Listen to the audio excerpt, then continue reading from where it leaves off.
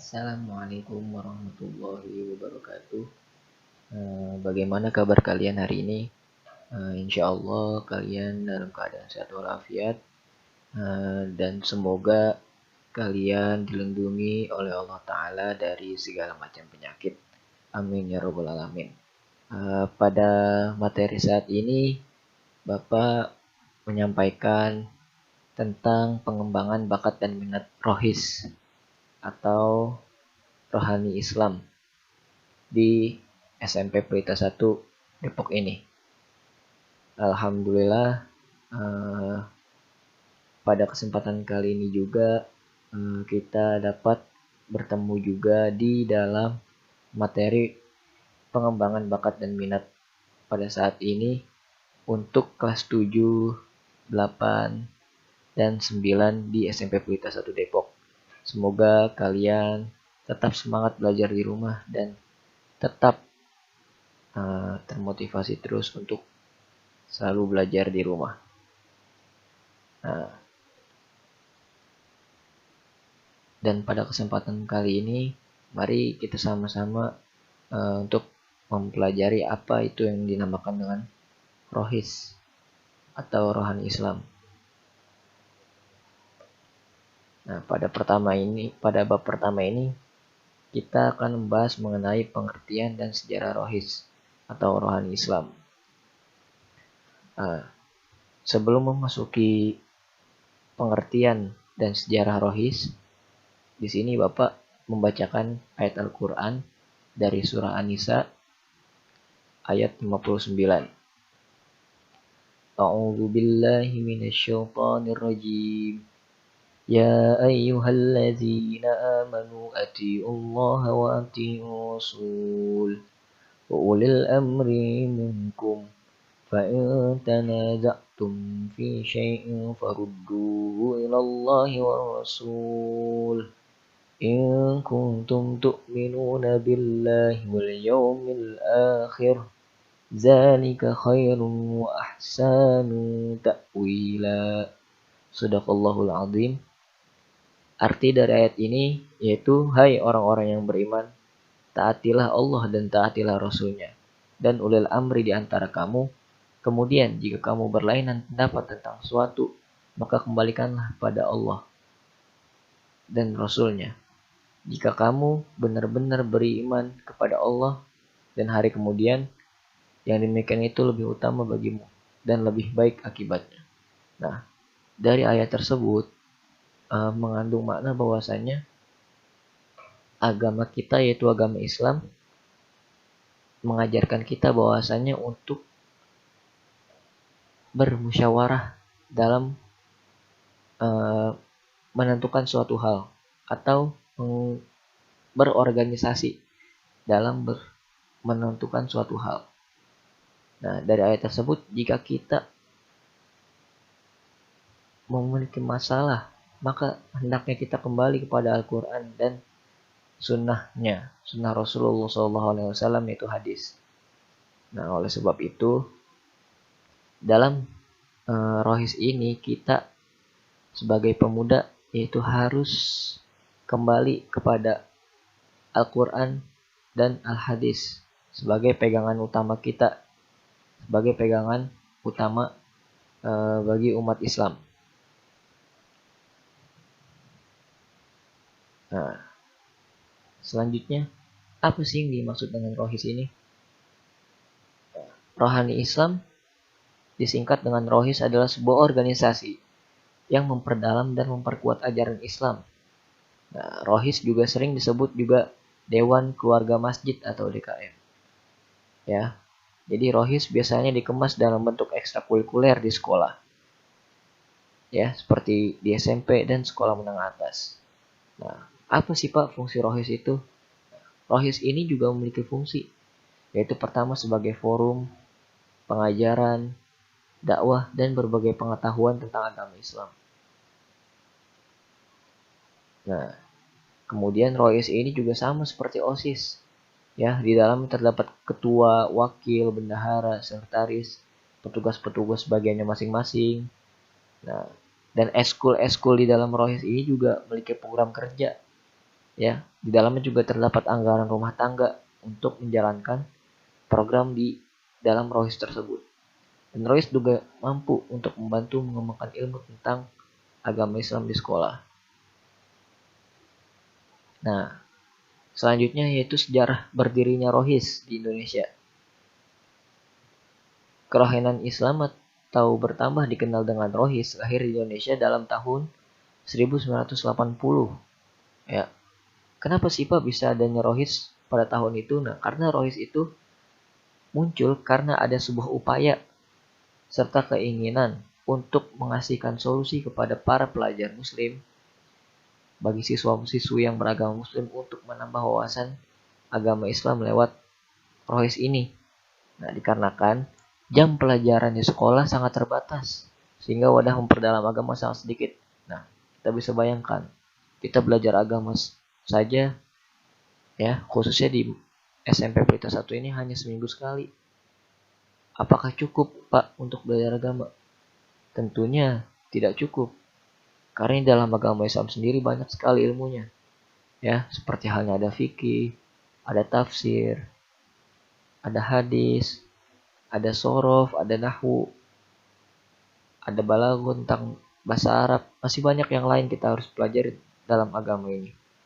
Ya, ada tajwid dalam membaca Al-Quran. Ya, tentunya agama Islam ini kalau dikaji itu sangat banyak. Tidak cukup waktu sehari, mungkin perlu bertahun-tahun ya untuk membahas mengenai agama Islam. Bahkan orang yang sudah belajar agama Islam pun belum tentu dia bisa memahami seluruhnya. Mungkin dia harus mengkaji belajar agama untuk di fase selanjutnya. Apabila dia belajar fikih, tentunya harus masih belajar tafsir. Apabila dia telah belajar tafsir, maka harus belajar hadis. Nah, oleh sebab itu, Rohis ini adalah sebagai solusi untuk kita dalam memperdalam lagi mengenai agama Islam. Nah, kemudian apa sih Pak kegiatan Rohis ini? Nah, Rohis pada umumnya memiliki kegiatan yang terpisah antara anggota pria, ikhwan, dan wanita akhwat. Tapi tidak selalu, ya. Tidak selalu terpisah. Hal ini dikarenakan karena perbedaan mahram antara ikhwan dan akhwat tersebut. Nah, jika disatukan ini juga harus memiliki ketentuan-ketentuan tertentu, ya. Apabila kajian di tempat terbuka seperti masjid, aula, dan lapangan, maka kegiatan bisa digabung antara akhwat dan ikhwan. Dengan catatan harus ada pembatas. Nah, kebersamaan dapat juga terjalin antara anggota dengan rapat kegiatan serta kegiatan-kegiatan di luar lapangan.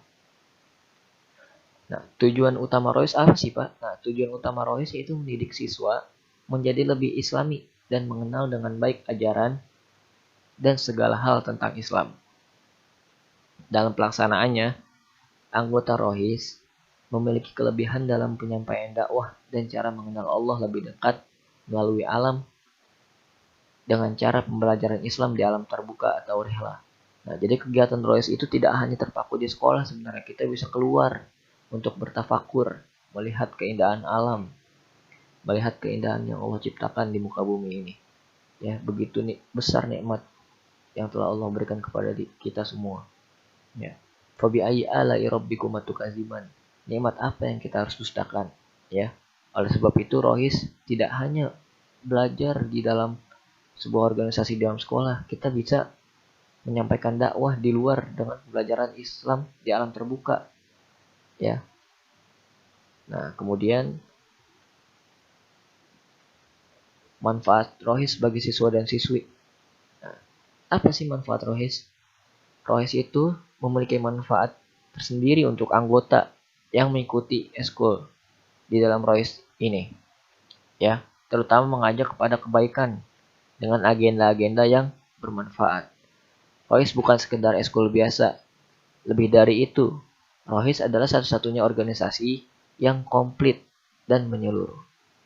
Yaitu di dalamnya kita bisa membahas ilmu dunia, di dalamnya juga kita bisa memperdalam ilmu akhirat, ya. kedua ilmu ini tentunya sangat penting ya, yaitu ilmu dunia dan akhirat. Kemudian Rois juga sebagai media pengajaran cara berorganisasi dengan baik. Nah, kita di dalam Rois ini diajarkan untuk berorganisasi dengan baik ya, yang tadinya terdapat struktur yaitu ketua, siapa, wakil, kemudian bendahara, sekretarisnya, dan anggota-anggota eskul yang lain di dalamnya. Nah, kemudian juga di dalamnya kita diajarkan untuk membuat proposal kegiatan ya. Jadi selama setiap tahun ajaran biasanya Rois itu memiliki kegiatan-kegiatan seperti halnya di hari-hari raya besar Islam, seperti halnya Idul Adha atau 1 Muharram, atau seperti halnya Maulid Nabi, Isra Mi'raj. Nah, ini adalah termasuk dalam kegiatan-kegiatan dari Rohis ya. Nah, kemudian diajarkan untuk bekerja sama dengan tim. Kita diajarkan untuk saling melengkapi satu sama lain ya. Antara satu dengan yang lainnya kita saling merangkul satu sama lain ya. Kemudian di dalamnya juga terdapat kita diajarkan untuk pendewasaan diri kita ya, belajar mandiri di dalamnya karena dituntut untuk mengutamakan kepentingan kelompok atau jamaah di atas kepentingan pribadi. Nah, inilah salah satu contoh sikap yang akan ditimbulkan jika kita mengikuti organisasi Rohis ini.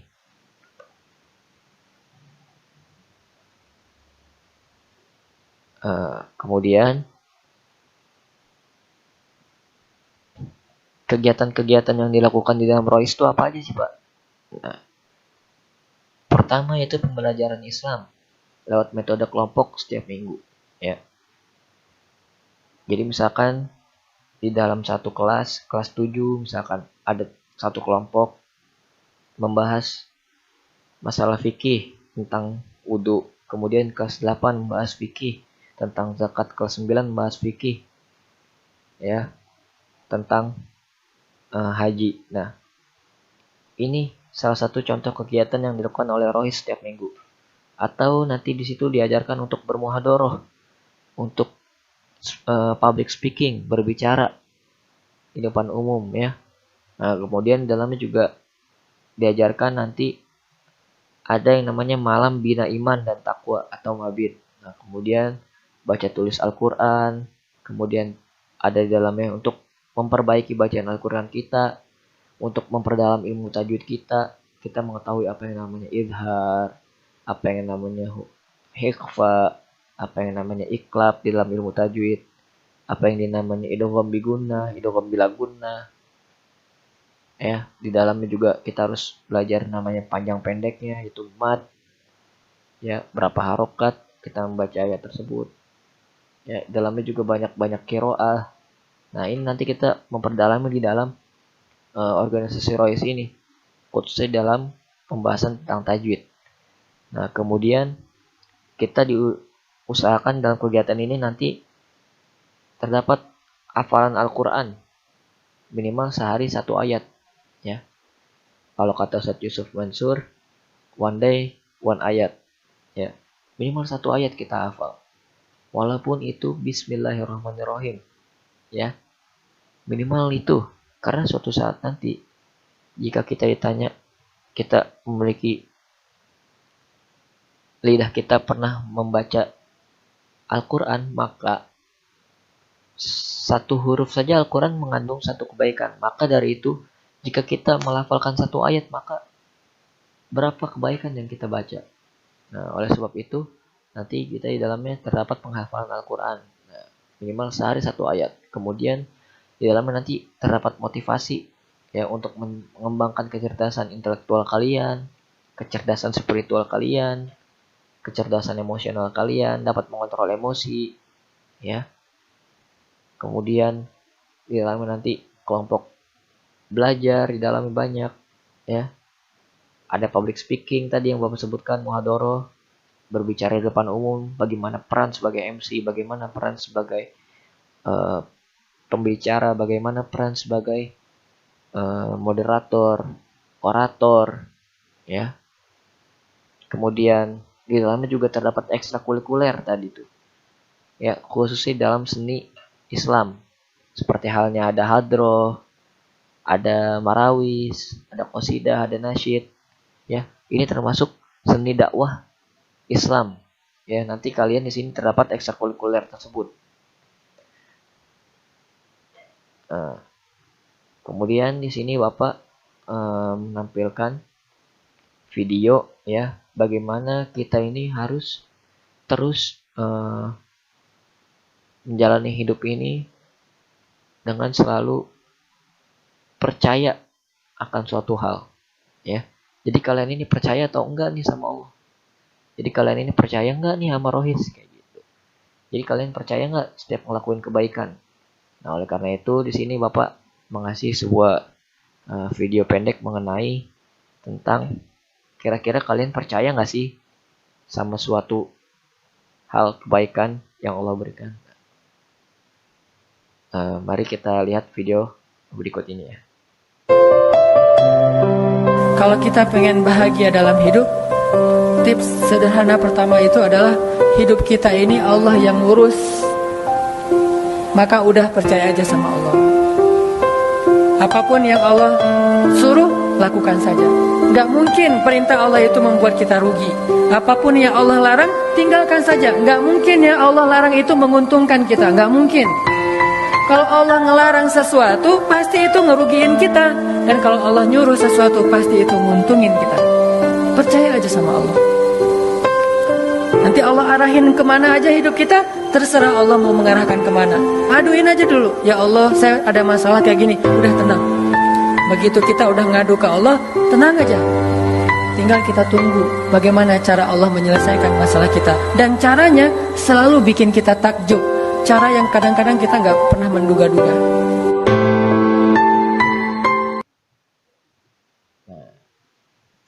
Bagaimana kira-kira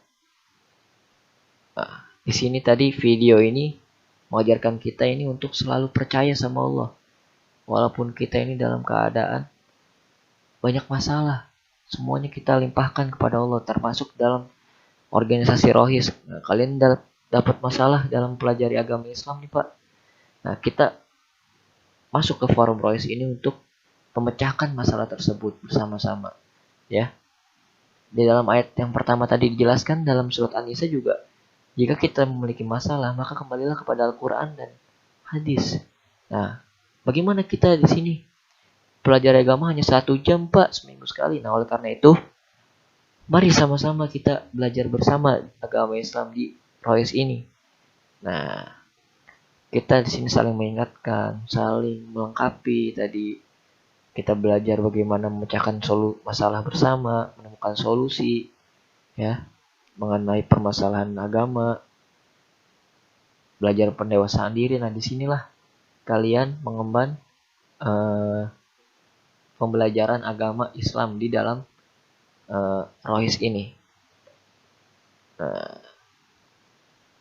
Ya, jadi kalian di rumah belajar seperti saat ini, tetap semangat dan jangan lupa jaga kesehatan kalian, karena kondisi wabah COVID-19 ini masih belum tahu sampai kapan berhenti. Nah, kemudian jangan lupa untuk selalu menjaga kualitas ibadah kalian, 5 waktu di rumah, membantu orang tua, ya. Nah, kemudian kalian harus tetap mengikuti pembelajaran yang sudah ditetapkan oleh jadwal, ya, seperti halnya dari hari Senin, apa jadwal pembelajarannya sampai hari Jumat, kalian ikuti terus, kalian absen, ya. Minimal kalian memiliki usaha untuk mengikuti pembelajaran, ya. Dari kelas 7 sampai kelas 9, semoga kalian tetap semangat dan jaga kesehatan, dan jangan lupa untuk selalu mengikuti pembelajaran dengan konsisten.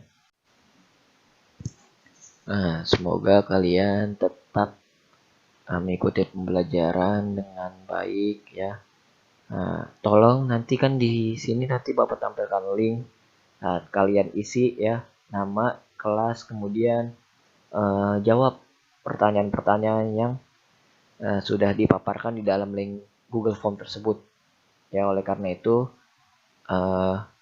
kalau yang memiliki kendala untuk mengisi di form tersebut, yaitu seperti halnya memiliki kesulitan, yaitu HP misalkan sedang dipakai orang tua atau kondisi yang lainnya, nah kalian boleh meminta mempertanyakan soal apa yang dipaparkan, kemudian kalian tulis di kertas folio ya. Nah, nanti yang itu dikumpulkan setelah sebulan. Kalau bisa seperti itu ya. Jadi kalau yang tidak punya HP, kalian bisa tanya teman kalian apa sih pertanyaan yang dipaparkan dalam Google Form tersebut, kemudian kalian catat ya, minta di screenshot soal-soalnya, kemudian kalian catat pertanyaannya dan kalian jawab ya. Kalian simpan kertasnya. Nah, nanti ketika pengumpulan tugas kalian bisa kumpulkan ya. Mungkin hanya itu yang dapat Bapak sampaikan. Jika ada kendala, tolong kalian tanyakan kepada wali kelas kalian masing-masing ya. Kurang lebihnya mohon maaf. Yang benar itu dari Allah Ta'ala dan yang salah itu dari diri Bapak sendiri. Kurang lebihnya mohon maaf. Wassalamualaikum warahmatullahi wabarakatuh.